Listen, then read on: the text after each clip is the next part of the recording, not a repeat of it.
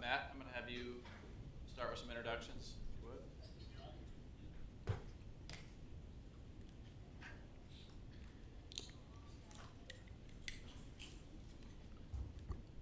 Good evening, Mayor, Council. The City of Gardner has an agreement with CBIZ for employee benefits consulting and broker services. Maggie Knudsen, Senior Account Executive with CBIZ, is here tonight to provide a presentation on health insurance.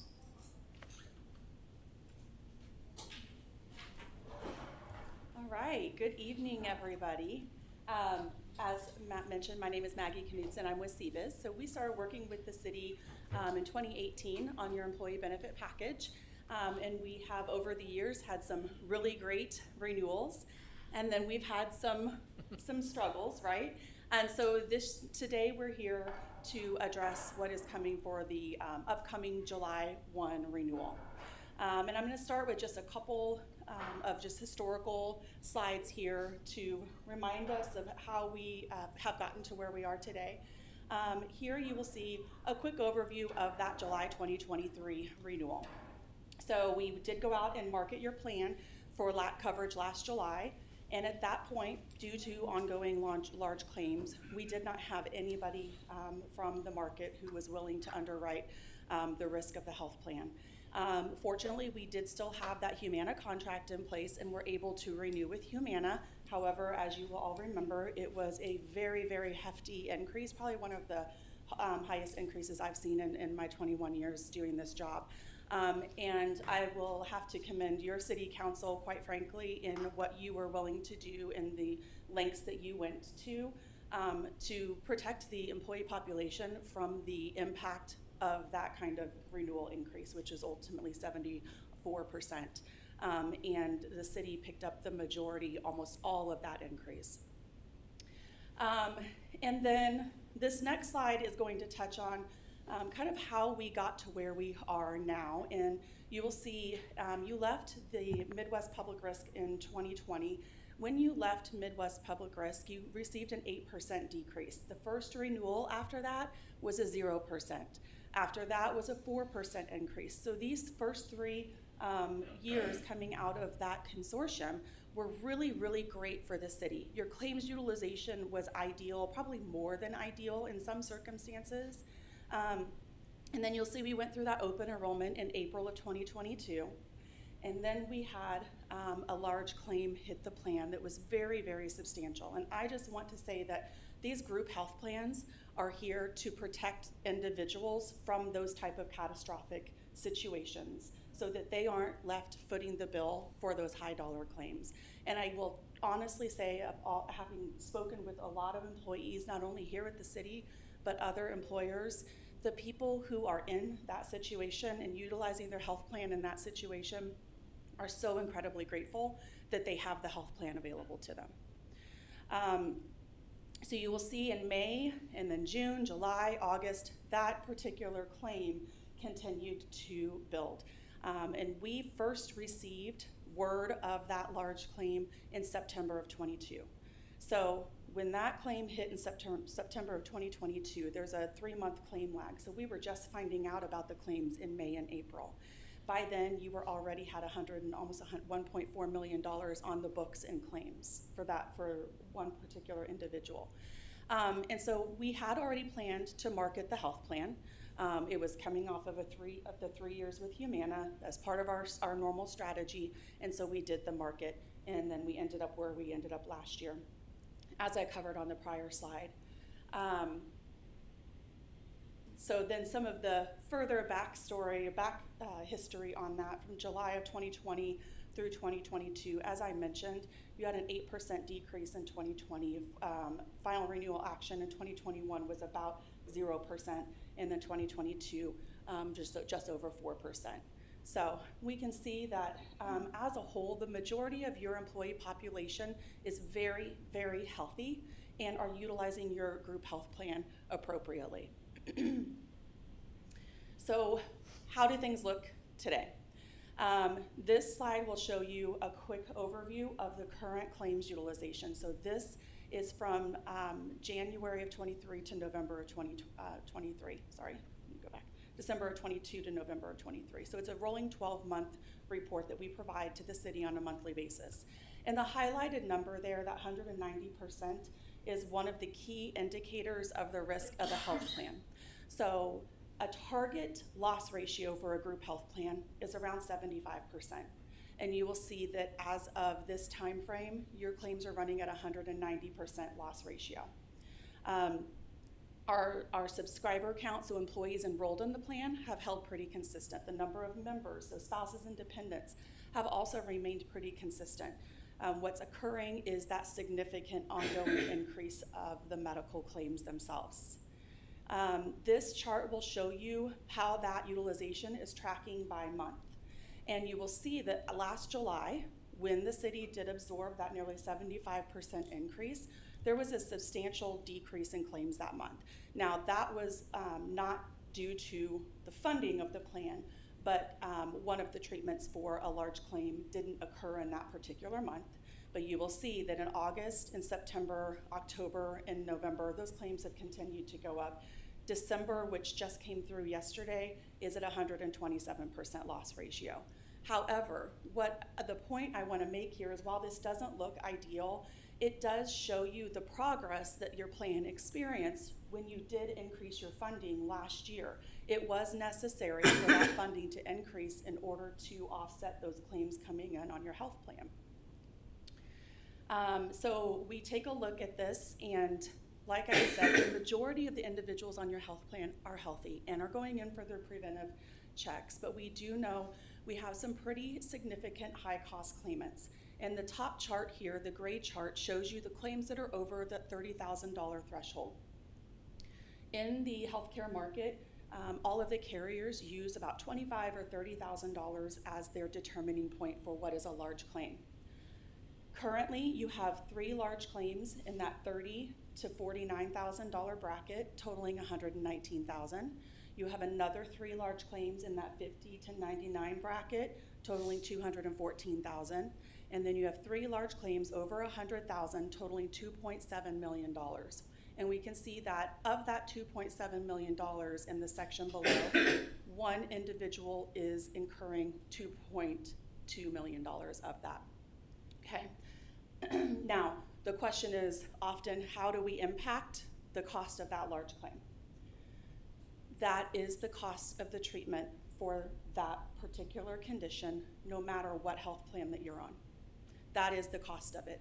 And that is necessary, life-saving, essential care for that individual.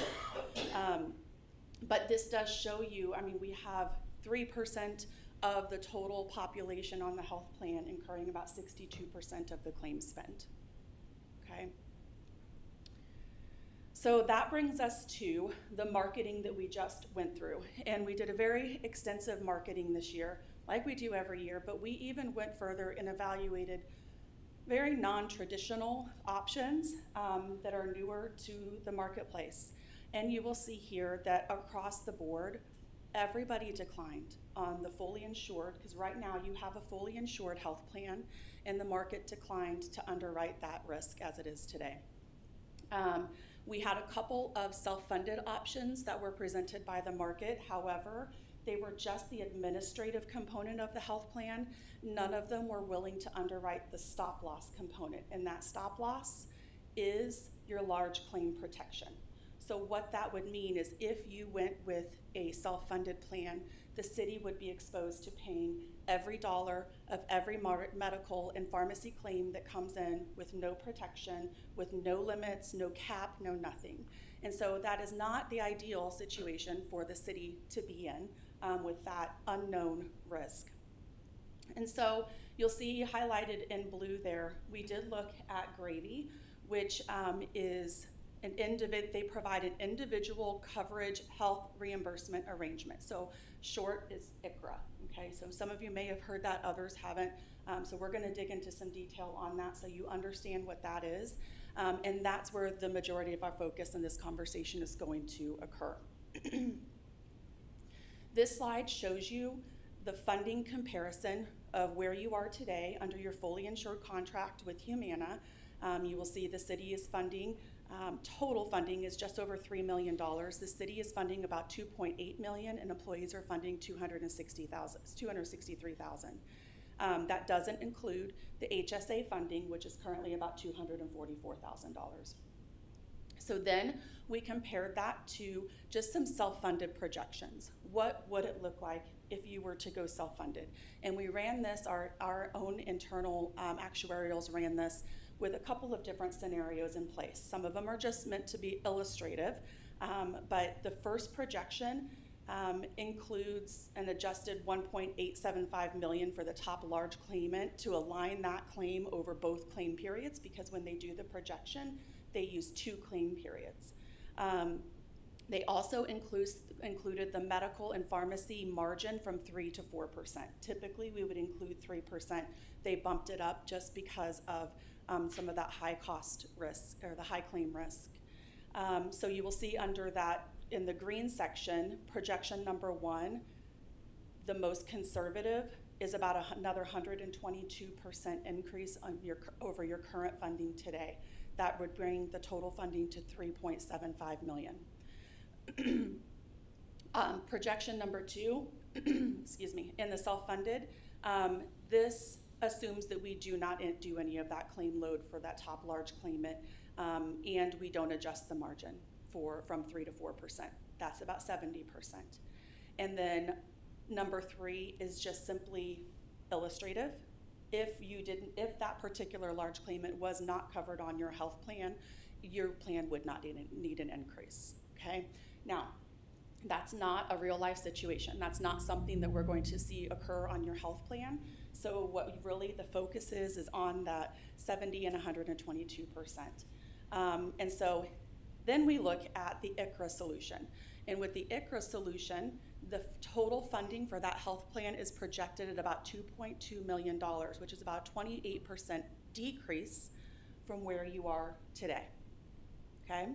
So, but there are significant changes that come with that. That's about an $860,000 savings in total funding. And there are some variables that we're gonna touch on that projection is based off of. So now we're going to dig into the gravy ICRA plans. And first, just understanding what is an ICRA and how does it work. So ICRA is an individual coverage health reimbursement arrangement. So you as the employer determine your eligibility, just like you do today. So your eligibility would remain the same. But then you also have to determine how much you're willing to contribute to each class of employees. There are some required parameters there. There are parameters that are set by the Employer Shared Responsibility Act, so we have to make sure that the coverage is still deemed affordable and adequate.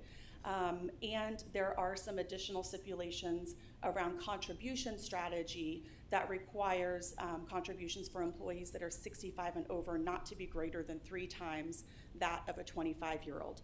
And so in some of the contribution strategies we looked at age banded, so that's where that factor would come into play. And with this plan, ultimately, an employee works with Gravy, and they go out and navigate the individual health plans from the individual healthcare market, okay? So if an employee says, I want to keep a qualified high deductible so I can retain my HSA contribution, then that would narrow down to just the qualified high deductible health plans. It would show them all the carriers in the market that have that type of plan available. They have the option of what deductible, what out-of-pocket maximum they are comfortable with. They would also have all the carriers in the market to choose from. So then, based on what plan that individual chooses, the city is making a contribution to their premiums, and that contribution is filtered through a health reimbursement arrangement, an HRA. So Gravy essentially does the enrollment process for the employees, captures all of those elections, feeds them out to all of the carriers, whether that's Blue Cross or Anthem or United Healthcare, whoever that carrier is, they feed the enrollment to that carrier. They collect all the premiums, both the employee and the city contribution, and they distribute those premiums and those payments to each of those carriers. And I will tell you right now, there are 92 plan options for employees to choose from. So there is going to be a huge, administratively, that is something that you need a third party to take over and handle on your behalf. So that one of the key pieces we're going to discuss is the contribution strategy and some options or some recommendations we have around contribution strategies. The employees use that money from their ICRA, from that individual care HRA, to purchase that individual or family health coverage.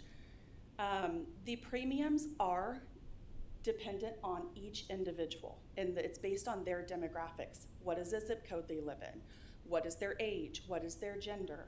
How many dependents do they have? What are the age and gender and zip code of each of those dependents? So the rate for a 55-year-old with 5 family members covered is not the same rate as every other 55-year-old with 5 family members, because it's based on each individual person that's covered and their demographic information, okay? And so that's why when we look at these contribution strategies, it's difficult to show 150 plus individual rates. And so we've tried to scale this down to something that's more digestible for you all to see kind of big picture what those recommendations would look like. Another important point is that all participants who are 65 and over must go on Medicare. And we do know that right now we do have some active employees who have waived Medicare and are enrolled on your employer plan, because that works under your current arrangement. But with the individual care HRA, those individuals will have to enroll in Medicare. And so one of the things that we have already started working on is with some other partners to get that Medicare education in place, hopefully early May, so that we have the resources, the education for those individuals so that they feel comfortable in making that decision on those Medicare options for July 1st. The city's contribution can still go toward paying that Medicare premium for that active employee. Obviously, it's going to be significantly lower than what an active employee premium would be out there on the individual marketplace, but that they would still have some contribution from the city for that. The other thing is that all of the plans in this ICRA are exclusive provider organizations, or EPOs. That means that individuals have in-network coverage only. So they do not have the freedom that they have today to say, I want to go see an out-of-network provider. If they are out of state, part of the education around this is that you utilize that virtual care. If it's an emergent situation, emergency will be covered at the in-network level. You go to the nearest hospital. Anything aside from emergent care, they really need to be utilizing that virtual care resource through their individual health plan, or wait until they are home, if they can, to access care from their personal physician that is in network. One other thing is the renewals right now are July 1st. They run July through June. With the ICRA plans, they all run January to January. So what that would mean is we would have to do an open enrollment for this July 1, and then we would have to hold a second open enrollment in the fall to capture those January 1 enrollments for 2025. And then they would not have to go through enrollment again until December, probably November of 2026.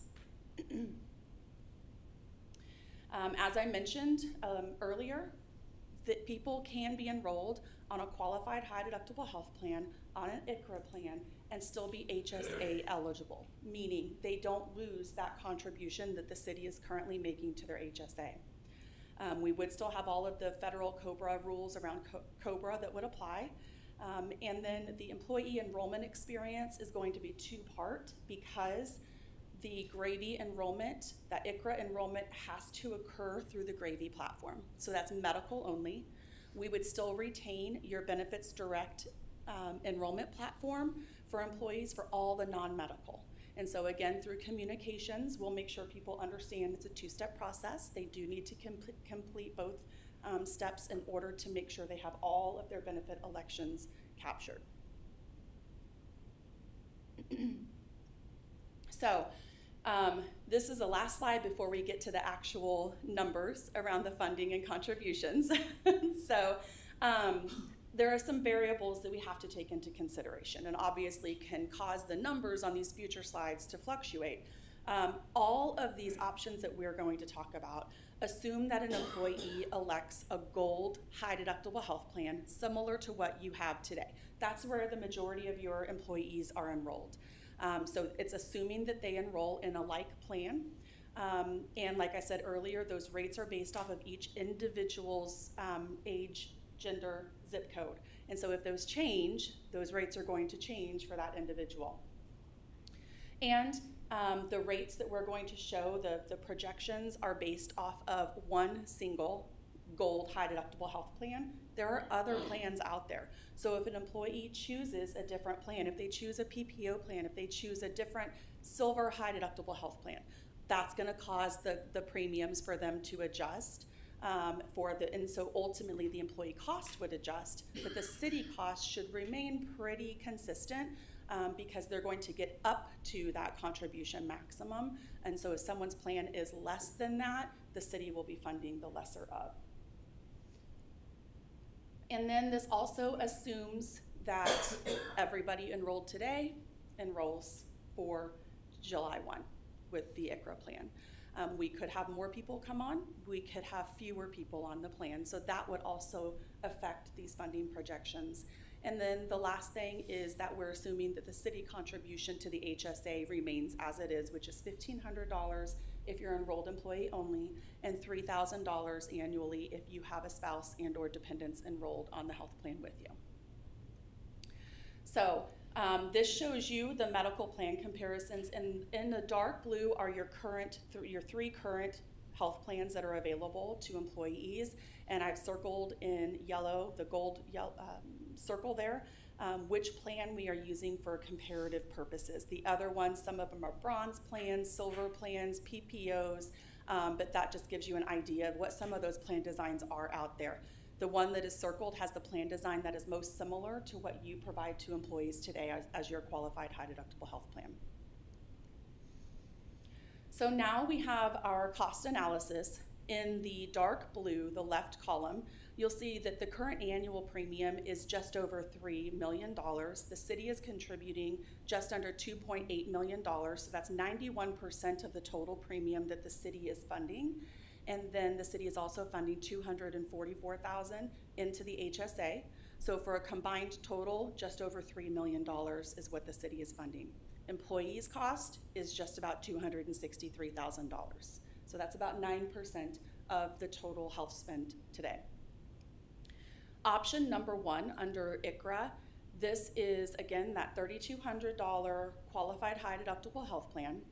This option that we looked at, and I'll tell you, we looked at over 9 different contribution strategies, and we spent a lot of time going back and forth, and I really just want to kind of give a shout out to Matthew and his team, because they have been super diligent about making sure that we're evaluating every single possible scenario.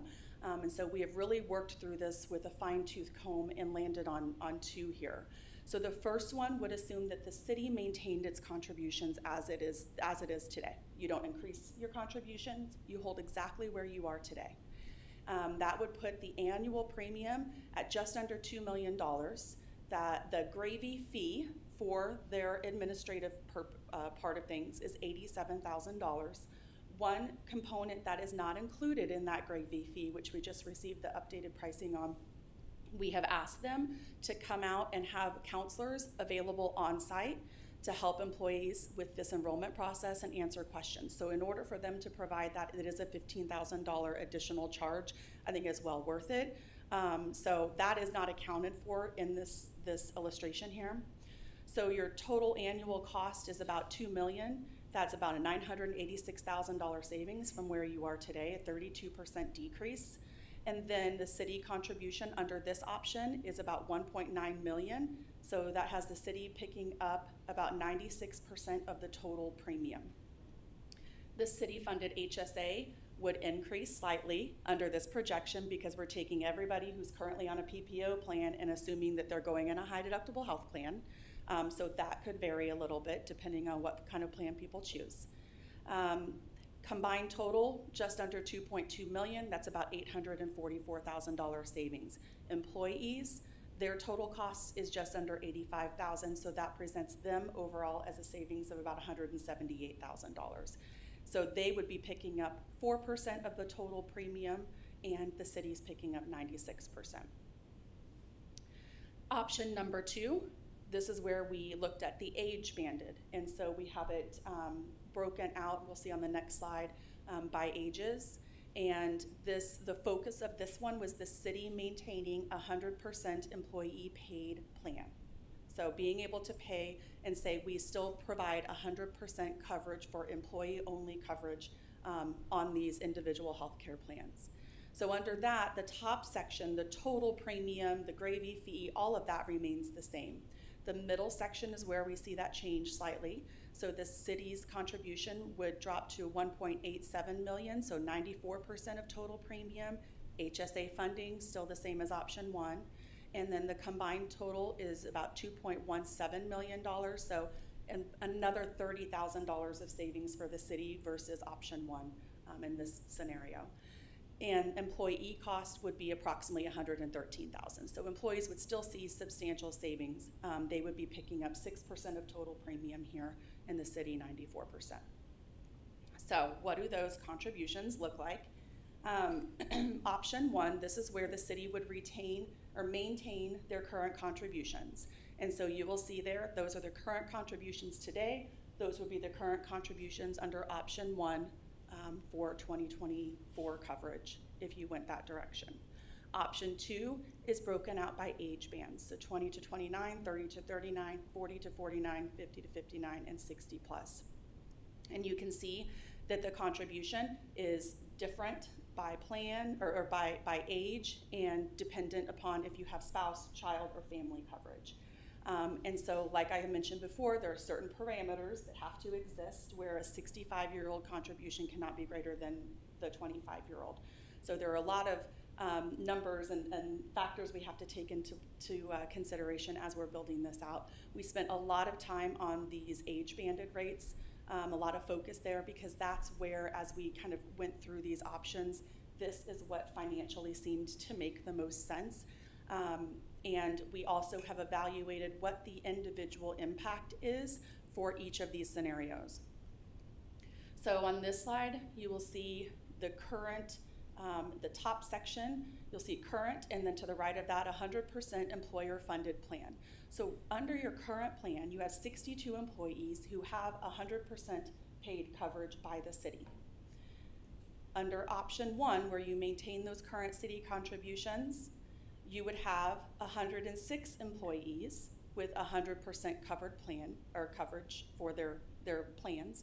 You would have 50 employees with some kind of projected savings, and you had 23 employees who would see an increase in their premiums. And down in the green section, you can see what that actual impact is in dollars for those 23 individuals. So under option 1, you would have one person with under $25 increase, 2 people in that $25 to $50 bracket, 4 in the $50 to $100, 10 people who would pay $100 to $200 more per month, 5 people $200 to $300, and 1 person who would see a $300 to $400 increase per month on their individual health plan premiums.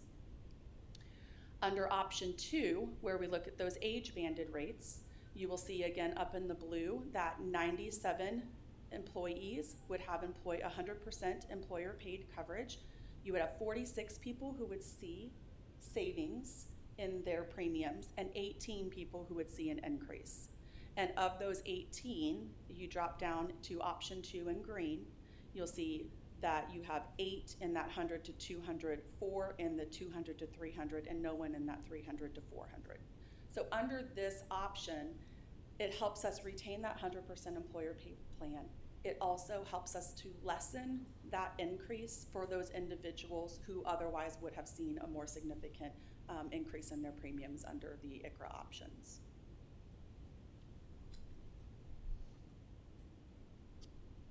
So that brings us to where we are today. Here I have shown the tentative timeline we have outlined for the rollout of this. Obviously, we have the work session today.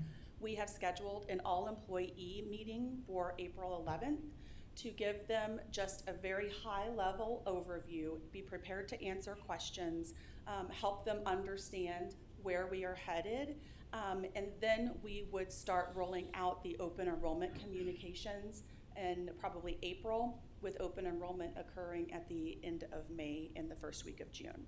So it's going to be a multi-layered communication strategy. So starting with next week, our goal is that regardless of what contribution strategy you land on, we need to make sure that each individual employee feels like they have someone to talk to, and that doesn't have to come to your HR department. We don't want that on your team's shoulders and carrying that workload. And so having that gravy team, having my team, having the benefits direct team, we're going to propose to probably double up the number of in-person open enrollment education meetings this year. We did 2 previously. I think we need to do 4 on a couple of different dates, just to accommodate as many people as possible, and also maintain the recorded presentation that we have always had in the past, so that spouses who are at home, who want the information, they have access to it, and they feel like they are prepared to help make those decisions that they need to make. All right, so with that, I will answer any questions that you all may have. Yes, thank you. Thank you, Maggie. Appreciate the very thorough presentation. Mm-hmm. Looks like everyone's put a lot of hard work into this. So, Matt and your staff, as well as CBIZ. Shannon, thank you for everything. Okay, questions? Comments? Steve, I know you've got a few. I've got several. First of all, I appreciate the out of the box thinking that went into this. I know that we were up against between a rock and a hard place on the selection of a person, a group that would quote. So we had to go outside the traditional healthcare, health insurance structure. As a person who's been self-employed multiple times in my life, and knowing how difficult it is to do individual insurance shopping, I'm very interested in seeing how the gravy model would dovetail, because it's truly individual. There's no group coverage here. It's individual. Correct. It's individually rated. It's underwritten, by each individual case. A couple of the questions I had was, one is, it looks like your portal, or Gravy's portal, looks very similar to the exchange model that is provided by ACA. Mm-hmm. Do they use that model, or are they serving as a broker for that particular model? So that what they are doing, what they are doing is providing the benefit counselors to assist each individual with making the plan elections. And when you go in and you shop that through Gravy, you're able to, it looks kind of like Expedia. When you go out there and use your filters, narrow down the number of plan options that you want to help simplify it. So it is kind of like healthcare.gov. Similar, yeah. So you see a lot of that. That's pretty consistent when it comes down to individual healthcare plans, because it is overwhelming, and you have to figure out how to scale that down to something that is digestible for the end user who is making that purchase. And as you may have noticed, they do also provide the side-by-side. So if you have it narrowed down to 3 options, they will provide the side-by-side, and you can see deductible side-by-side, out-of-pocket, prescription drugs, the premiums, and what their cost is, factoring in what the city's contribution is. So it helps to take an overwhelming amount of information and break it down to something digestible, so that they feel comfortable that they are making an informed decision about that. Yeah, and I'm very, as I said, I've worked with healthcare.gov and other types of organizations, or some other types of websites like that, and that's exactly how they work. They inundate you with like 45 different plan options, and you have to figure out how to navigate that to get what you need for your family. The second thing is the high claim. The high claim. How would this individual rating benefit a person like that? So one of the things that I did reach out to another company that is separate from a traditional group health plan. Yeah. And they have the ability, if that individual reaches out to them, and it is very likely that they have worked with this individual in the past, they have the ability to help that individual navigate the care that is specific for them and for that diagnosis. And so if we can't take that to the individual, but if the individual asks, we can provide that information to them. Okay, I just want to make sure they're taken care of. Yes, absolutely. We understand that, we're trying to save costs for the city, but obviously we want to make sure that individual gets all the care that they need in order to be life-sustaining care and comfort care, palliative care, whatever you want to need, what you want to say, that individual needs in order to be able to, to work through their conditions. So. Yeah, and one thing, I mean, any individual has to be mindful of that as they're navigating those Absolutely. individual health plans.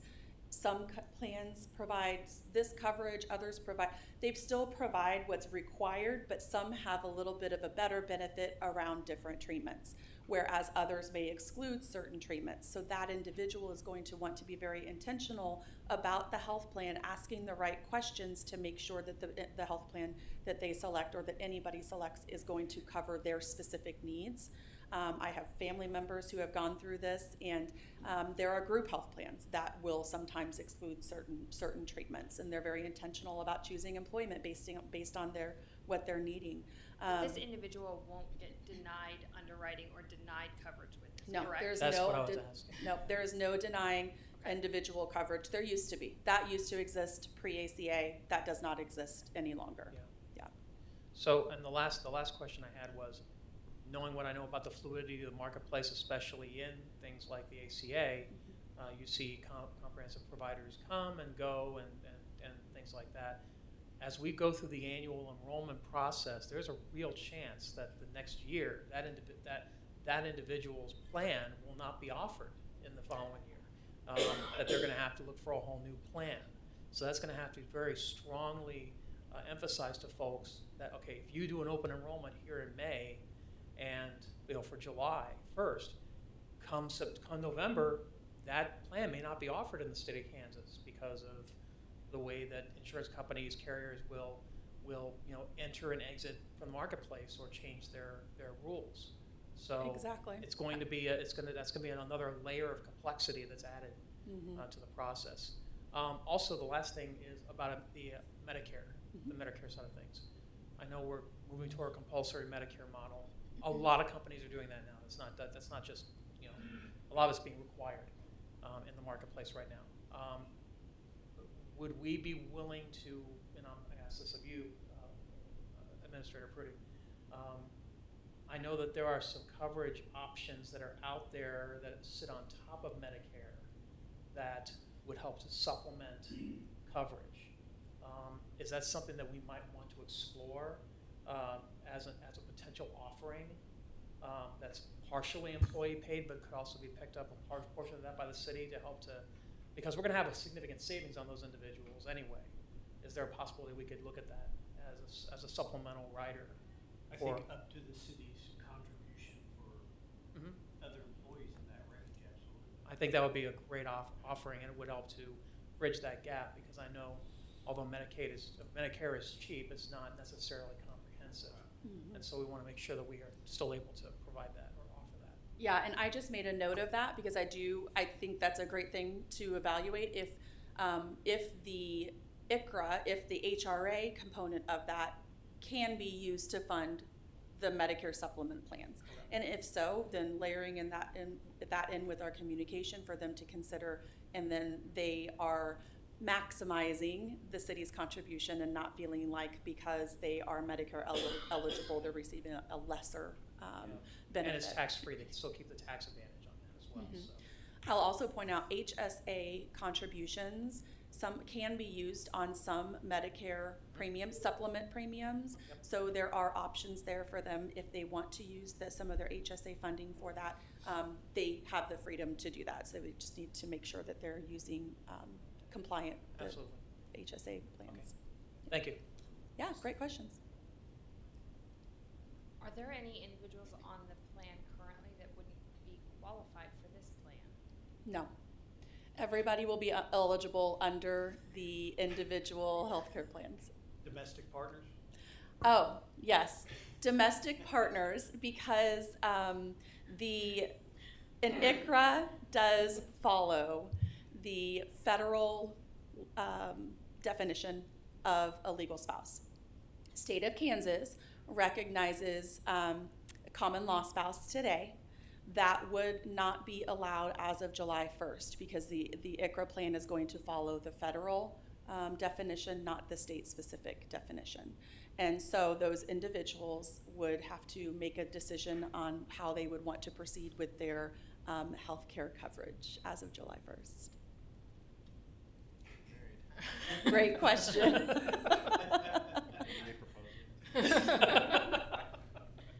Now, does this change, will the employees that maybe aren't well-versed in medical insurance, will they see much of a change like the average employee going out and other than figuring out their plan? Will they notice a whole lot going to the doctor, getting their regular checkups, doing their HSA and things like that? Are they going to notice a big difference? I would say no. I would say that we know that the majority of people, about 77% of your utilizers on the health plan today, are incurring less than $2,500 of expenses.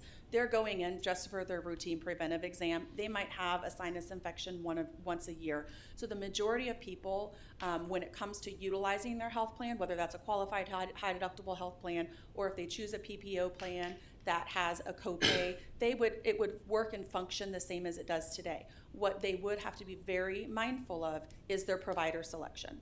They need to make sure that when they are looking at those plans that they are selecting providers that participate in the network. So if they are using a provider today and they do not want to have to change providers, they need to check the networks and see which networks that provider participates with. If they don't, they could end up in a situation where they are seeing an out-of-network provider. And so in that multi-layered communication campaign that I was talking about, we hit on that in writing in the benefit guide. We hit on that in the in-person presentations. The Gravy counselors obviously are well-versed on that. And then we also have a post-open enrollment flyer that we are going to use this year that is going to hit on like prior authorizations, checking your network of providers, prescription drugs, how to look up your prescriptions and what to be looking for with each carrier so that each person is 100% prepared before that plan goes into effect July 1st. And so that particular communication, it's part of the benefit guide, but it'll be pulled out as a separate piece for the HR team to send out in probably mid-June as a reminder. If you haven't already done your due diligence, make sure you are doing that. And then if we opt for the extra $15,000 for in-person counselors, which I'm all on board for, if schedules permit, are spouses allowed to attend those meetings? I don't see why we wouldn't include spouses. I think we should include spouses to participate. I mean, a lot of them are helping to make this decision or are making this decision, and they need to have access to this information and be able to be part of the conversation. So when we have these meetings, if someone wants to bring their spouse, there is no reason they shouldn't be able to bring their spouse. And just to, from the network perspective, if this portal that Gravy's running is similar to the ACA portal, you can actually, as one of your filters, you can actually put in your primary care physician and filter the plans based on whether or not that primary care physician is in network. So it's very simple, very, very straightforward how to do that. Yep. Mark, I think you had a question. Yeah, so you're saying we're gonna go from July 1st to January 1st for this next period. Are we gonna should we expect more changes come January 1st? Are we gonna have another work session or whatever? Which is fine, I just wanna everybody be prepared for more of this as we go forward. Yeah, that's a great question. So what I would say is we know that the individual health care plans typically see about an 8% increase each year, which, to be honest, that's a little bit better than what we're seeing with group health plans. However, we do know, as one of you pointed out before, that a health plan may change. So for example, the minimum deductible for an embedded qualified high deductible health plan is $3,200 for 2024. That will adjust. Most likely they adjust it each year based on the beginning of the calendar year. So that deductible is likely to increase in 2025. Carriers are always adjusting their formulary drug lists. And so someone may find out that their prescription that they are on is no longer covered at that renewal. It's the same thing that we experience right now under the group health plan. So those same changes are, the individual plans are subject to those same changes. But what I would say is the city doesn't have to make those decisions for employees. These are truly individual health plans. So what we have to do is educate them to be mindful about what are you looking for? What type of plan do you want? Is this working for you? Looking at prescription drugs, looking at the cost. Does moving from a PPO to a high deductible make sense for someone? And just kind of illustrating it for them. But I guess I'm going to say we're not going to go from Gravy back to Humana back to. Well, I can promise you're not going to Humana because they've exited the group health plan market. Only example. Or Yeah. Blue Cross Blue Shield. Or, Yeah. No, that's not the intent. Now, it's not off the table that the city could down the road say, we do want to get back in, we want to reevaluate the traditional group health plan model. We might see that this works really well and employees are really pleased with the flexibility and the number of options that are presented to them and their families. And you may not ever want to go back to that traditional group health plan model.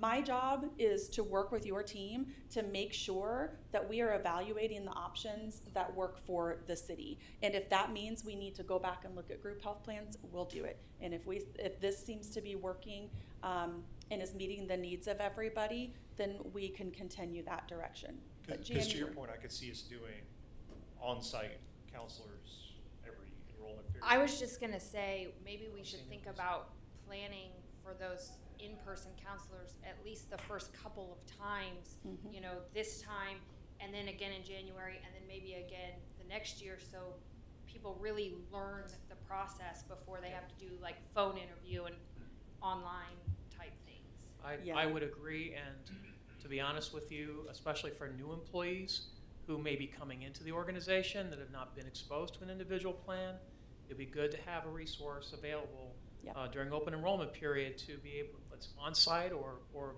very closely accessible, so that those individuals, not just the individuals who have been here all along, but also new people, because it's a different world. It's the self-employed world. That's what, that's what we do when we're self-employed, right, Steve? I mean, you and I both have been in that boat, and so have you, Todd. I mean, we all understand individual plans because we've lived it, but most people don't because they haven't run their own business. Mhm. So yeah, they need to. I think that's an ongoing offering that we should probably have every year. Yep.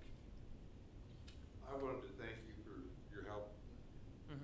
on this presentation this evening. As I sat as an onlooker last summer, and the city voted to move forward with the plan that they just paid for, I thought, how in the world did that ever happen? Mhm. I haven't been better understanding of this so now. And I'm not really savvy on healthcare. My wife has done that for our families over the years. It almost sounds like because we've had some very high claims, it's almost like a SR-22 type rate for buying auto insurance. If I understood you correctly, we can't get, nobody even quoted a rate for traditional plans. Is that correct? That's correct. We had 2 carriers who were willing to quote just the administrative function of it, but the biggest piece is that claim risk, So and that's what they denied. It's our claim record is what's. Yep. Yes. And because we're a small, reasonably small employer, we didn't have a gargantuan rate base to spread this out over, that's where it's really good. Is that correct? I will tell you this, under this circumstance, this particular large claim would have the same impact on any size employer. Stop-loss carriers are all going to say no, and they're going to. Is that a situation, I don't wanna know who or what, is that a situation that's gonna continue down the road? That's an ongoing, that cost is the annual cost for just maintaining that condition. Yep. Yep.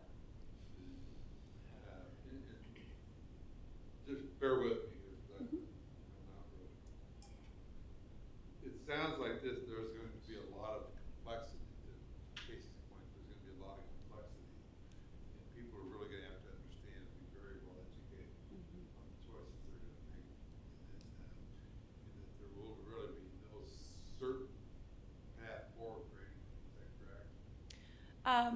They do need to be well educated. This will take, my team is very intentional in our education that we do with your employees, and whether they're written or in person. It will take one of the other things that we didn't necessarily touch on, but we know most employees don't read these communications. The city has really maintained the benefits and the cost for employees. They haven't had to step back and really reevaluate their options in recent years.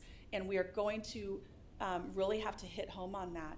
And if they don't complete enrollment, if they don't go through enrollment, they don't have coverage. And if they don't have coverage on the individual health care, they are uninsured. So Well, they and have I also to do it. think that one other thing that I kind of picked up on is the Medicare option and putting people onto the Medicare system when they hit 65, because I participated in that, and after a couple of years, Medicare by and large gets huge rate reductions. And lesser expenses. And there's actually some pretty good options for the employees. And I look at this and go, it's really not the only way we can survive. Steve, you're right. I mean, having lived for the last 20 years in the world of self-employment, this is the life we've lived for many years. And unfortunately, I think it's going to be the life many people live going forward. And quite frankly, I think overall, it's not a bad situation to be in, really. It's going back to what it was It's just going back 70 to years what it ago. was. Yeah. Yeah. Before you had, I see this as really as a positive direction. And I think that's what we have to focus communications on, is that there's a lot of positive from this. And that's what my team, working with the city's team here, to focus on that. It also encourages, I think, if I understand you correctly, it encourages families and employees and their families to try to maximize their health, nutrition, and their health condition as best they can. And really actually pay a lot closer attention to that, because we just can't automatically go to the doctor and then cost something. Yeah. Is that kind of where we're I would say that's accurate. Under a qualified high deductible health plan, that consumerism mindset and understanding how you're utilizing your health plan, what kind of care, getting your preventive care, where you're going for that care, that's the goal with that is, you have a high deductible, the city's funding part of that through the HSA, but being a mindful consumer and making sure you're making good, sound decisions on your health care. So I agree. we've got about 7 more minutes, I think. So, I'm done. no, you're fine. You're fine.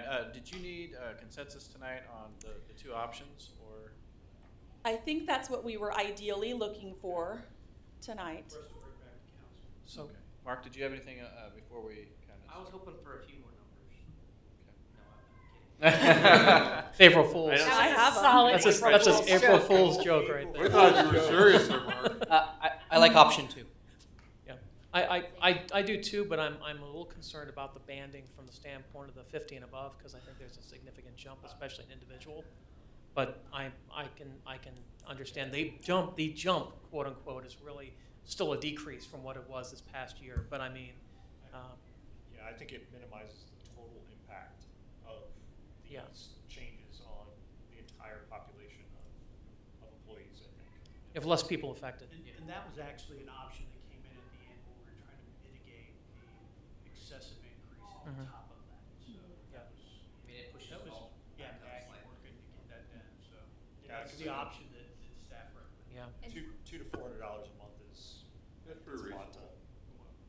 it's It's a a lot. lot. Anybody who's had Cobra, they know what that. Well, Cobra's like $1,000 a month, but when you look at Yeah. what a lot of families had to do traditionally over the years, especially if you're self-employed, $200 to $400 a month is not a terrible. correct. It's not a Correct. terrible premium.